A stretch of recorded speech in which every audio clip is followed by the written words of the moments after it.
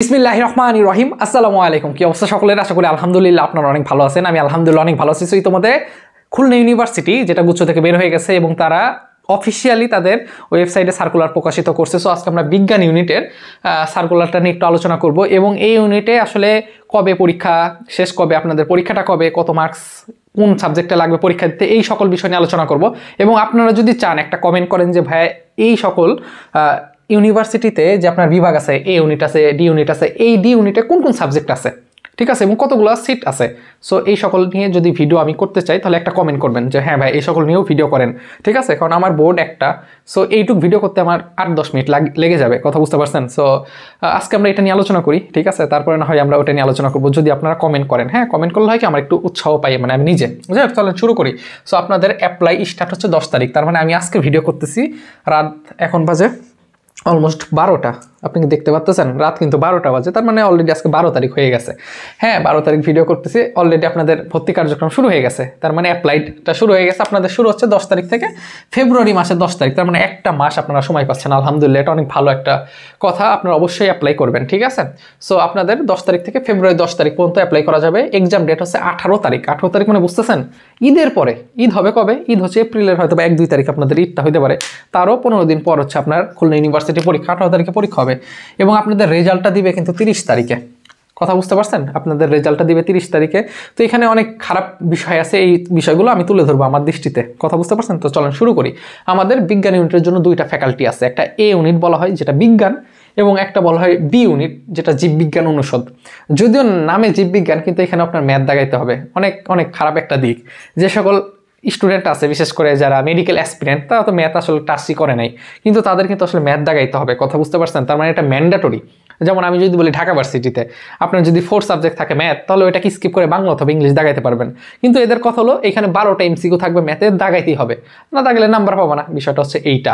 কিন্তু এটা আমার কাছে পার্সোনালি ভালো লাগে না। আর এরা যে গুচ্ছ থেকে বের হয়ে গেল, ফার্স্ট বের হয়ে গেল, এই সকল অ্যানাউন্সমেন্ট অনেক আগে থেকে করা উচিত ছিল, কথা বুঝতে পারছেন। আমার পার্সপেক্টিভ থেকে আমি মনে করি একটা ইউনিভার্সিটি হুটহাট একটা সিদ্ধান্ত নিল, গুচ্ছ থেকে বের হয়ে গেল, এতেই পোলাপান আসলে অনেক বিষয় আছে। হ্যাঁ, সেকেন্ড টাইমার স্টুডেন্ট থাকে, তো যাই হোক, কি করার, আসলে অথরিটি বাংলাদেশ, আসলে গভর্নমেন্ট চেঞ্জ হয়েছে কিন্তু সিস্টেম চেঞ্জ হয়নি, এটা আসলে খুবই দুঃখের। হ্যাঁ, আসলে কি বলবো। যাই হোক, আরেকটা কথা বলি যে আপনারা চাইলে আমার সঙ্গে সবসময় কানেক্টেড থাকতে পারেন। প্রত্যেকটা আপডেট পেতে হলে আমাদের টেলিগ্রাম লিঙ্ক আছে, ওখানে যুক্ত হতে পারেন, প্রথম কমেন্টে আছে। ওকে, তো চলেন শুরু করি। তাহলে এইগুলো আপনারা অ্যাপ্লাই করবেন, কোনো সমস্যা নেই। কম্পিউটার দোকানে যা 50 টাকা বেশি দিলে পরে অ্যাপ্লাই করা যাবে। সো এখানে এ ইউনিট যেটাকে বলা হচ্ছে বিজ্ঞান ইউনিট, এইখানে আপনাদের যে বিষয়টা ওরা বলছে যে ফিজিক্স, কেমিস্ট্রি, ম্যাথে 20টা করে এমসিকিউ হবে। কয়টা করে এমসিকিউ হবে? 20টা করে এমসিকিউ হবে। দেখেন এইখানে কিন্তু আবার বায়োলজি দাগাইতে হবে না, খেয়াল করছেন। ঢাকা ভার্সিটিতে কয়টা? ফিজিক্স, কেমিস্ট্রি, ম্যাথ, বায়োলজি 15টা করে এমসিকিউ ছিল। আর ওরা কি বলছে? ওরা 5টা আরও বেশি করে দিয়ে ফিজিক্স, কেমিস্ট্রি, ম্যাথে 20টা করে এমসিকিউ, তাহলে 3টায় 20, তার মানে 60টা এমসিকিউ হবে, কথা বুঝতে পারছেন। এই 60টা এমসিকিউর জন্য আপনি সময় পাবেন 45 মিনিট। আমি আবার বলতেছি 60টা এমসিকিউ দাগাবেন 45 মিনিটে। ওকে, এখন যে সবচেয়ে খারাপ যেই কাজটা আমার কাছে মনে হয়েছে যে আপনি একজন সায়েন্সের student, as a science student আমি নিজেও কখনো ইংলিশ টিংলিশ ছুঁই নেই। আইসিটি তো আল্লাহর নামে কবে বাদ দিয়ে দিছিলাম, টাচই করি নেই, ঠিক আছে। তো ওরা কি করছে যে আপনাদের রিটেন নেবে কিসের উপরে? English, ICT, math. মানে এটা কি কোনো কথা ভাই? এই সকল student physics, chemistry, math, biology পড়বে না এই ঘোড়ার ডিম পড়বে? ইংলিশ, আইসিটি, ম্যাথ, ইন্টারের এই জিনিসগুলো পড়তে হবে। এই ম্যাথ এখন যে কোন ম্যাথের কথা বলছে আমি নিজেও এখনো আমি জানি না। আপনারা জানলে কমেন্টে জানাই দিতে পারেন, আমি যে সব জানবো।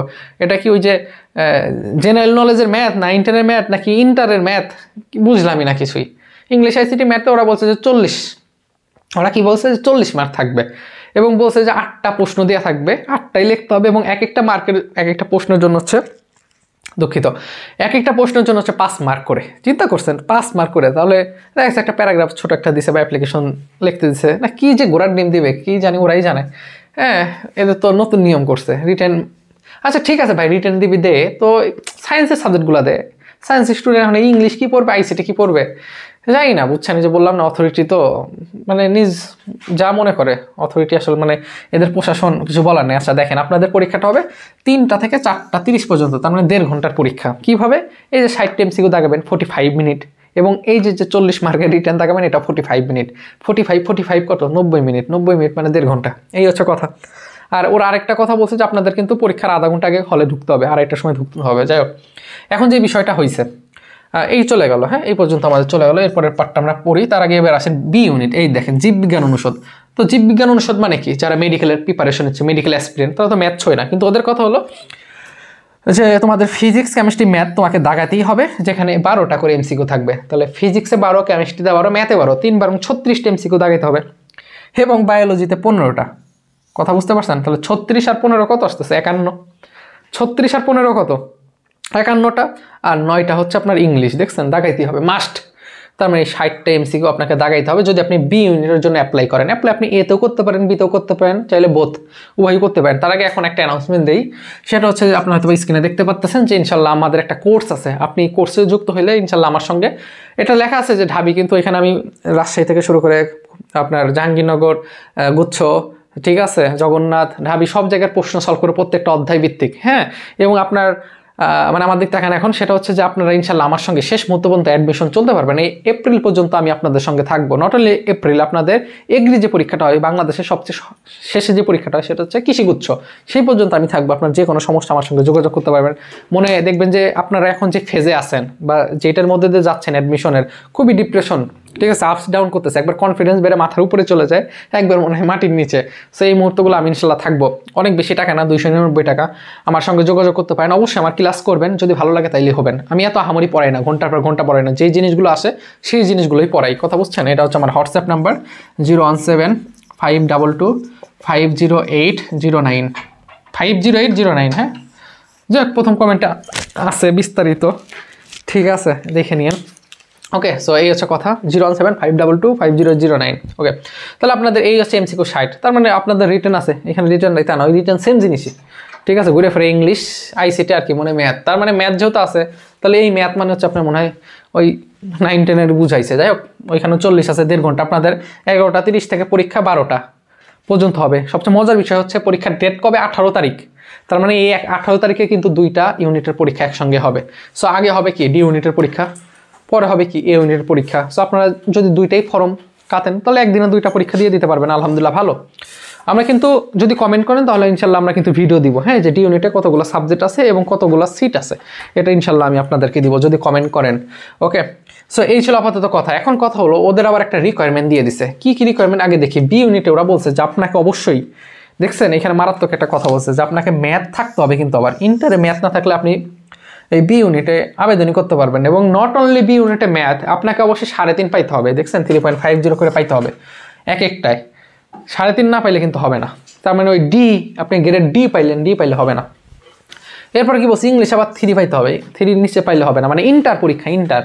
কথা বুঝতে পারছেন? তো যাই হোক, এগুলো আছে।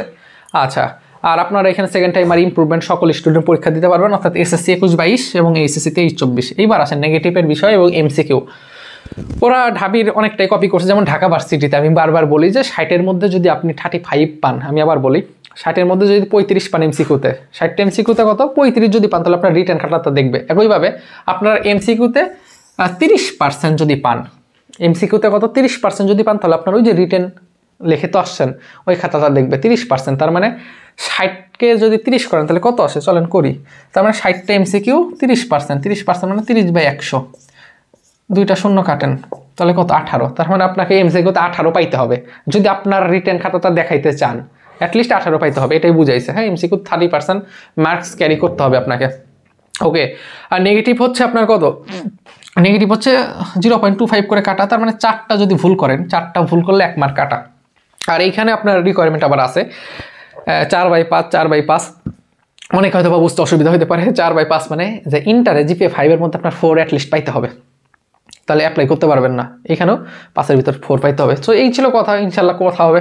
নক দেন, হোয়াটসঅ্যাপে নক দিয়ে চাইলে কোর্স এনরোল করতে পারেন। হ্যাঁ, শেষ মুহূর্তে ইনশাল্লাহ ভালো একটা প্রিপারেশন নিতে গেলে, কারণ অনেক জায়গায় তো অনেক টাকা খরচ করছেন, 299 টাকা আমার কাছে মনে হয় না যে অনেক টাকা ফিজিক্সের জন্য, ম্যাথের জন্য। অ্যাটলিস্ট আমার সঙ্গে তো সবসময় কানেক্টেড থাকতে পারবেন, তাই না? যে কোনো সমস্যা ফিজিক্সে একটা ছবি তুলে পাঠাই দিলেন গ্রুপে, কেউ না কেউ সলভ করে দিবে। কারণ গ্রুপে তো অনেক স্টুডেন্ট আছে, পেইড ব্যাচের ফেসবুকে ক্লাস হয় এবং আমার ক্লাসগুলো ডেমো ক্লাস দিয়ে আছে, একটু দেখে নিন, যদি ভালো লাগে তাহলে হয়েন। ওকে, সো এই ছিল কথা। আর পরিশেষে একটা কথা বলবো যে আমি জানি যে আপনাদের এখন কি সিচুয়েশন চলতেছে। সো আপনারা এজ এ মুসলিম হলে অবশ্যই চেষ্টা করেন 5 ওয়াক্ত নামাজ পড়ার, এই অনুরোধ থাকবে আপনাদের। তো সবাই ভালো থাকেন, নিজের খেয়াল রাখেন। কথা হবে ইনশাল্লাহ। আসসালামু আলাইকুম।